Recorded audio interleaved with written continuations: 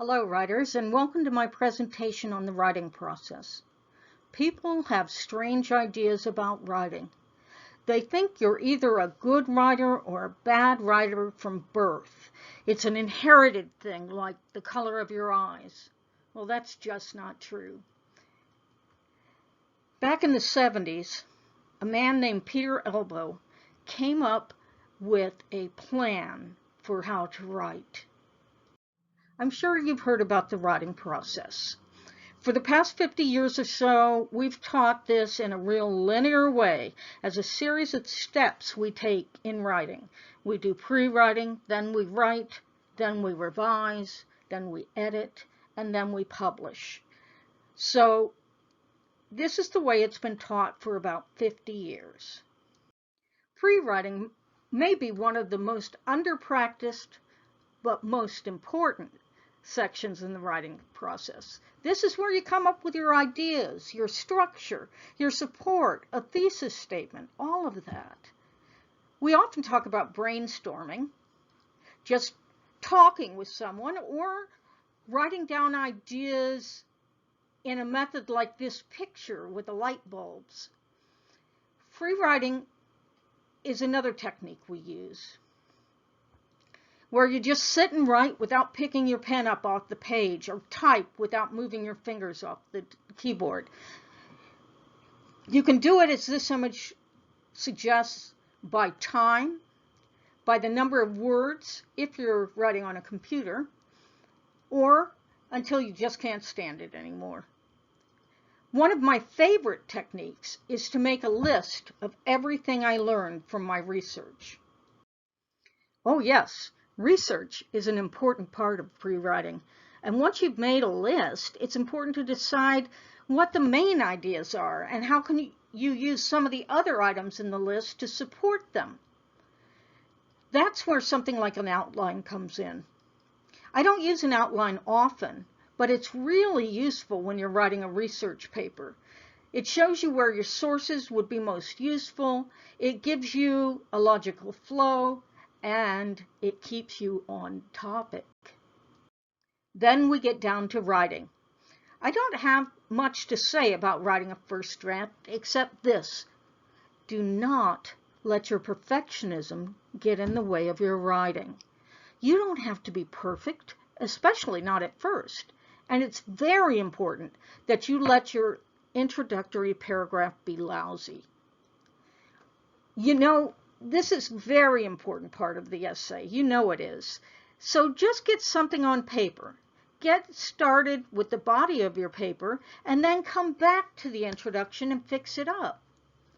If you're anything like me, writing is part of your thinking process. You learn what you're going to say while you're writing. If that's the case, you have to go back to the introduction anyway to make sure it fits the essay. So why worry about getting the perfect hook right off the bat? Then you revise your paper. Think of revision in terms of seeing something in a new way. Revision. It's a big picture process where you look at organization, structure, support, and flow. You don't really focus on the grammar too much here. I like to take a day with a draft written before I revise.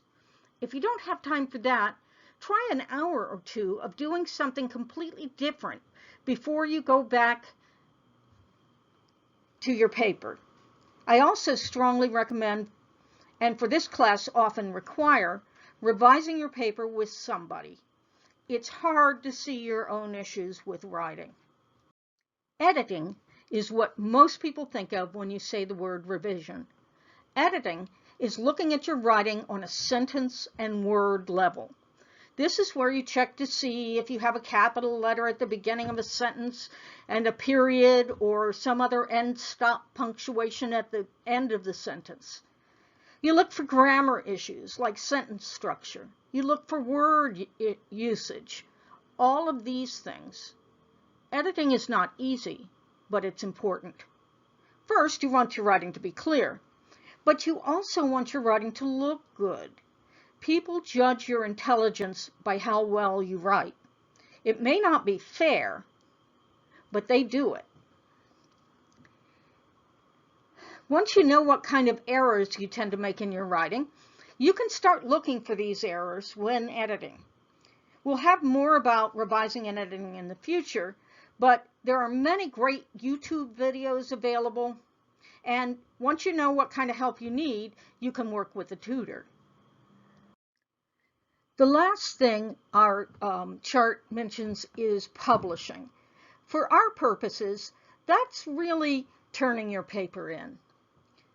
One of the problems with how we teach the writing process is that people see it as a nice linear practice where you do one task at a time, but it doesn't work that way.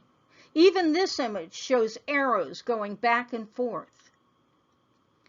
My writing process is usually more like this labyrinth, where I pre-write, start the draft, edit during the writing, go back and do some more research or change my topic and start all over again.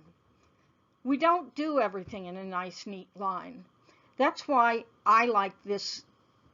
I like the idea of viewing my writing process like walking a labyrinth. I just have a goal in mind, walk back and forth, and take my time. That's what I want to encourage you to do. Take your time. Of course, we don't have a lot of time in this course, so that means you need to work every day, every moment you can, so that you don't end up turning in a rough draft. Even more, so that you aren't stressed out about it, because there's nothing worse than that feeling once you've procrastinated.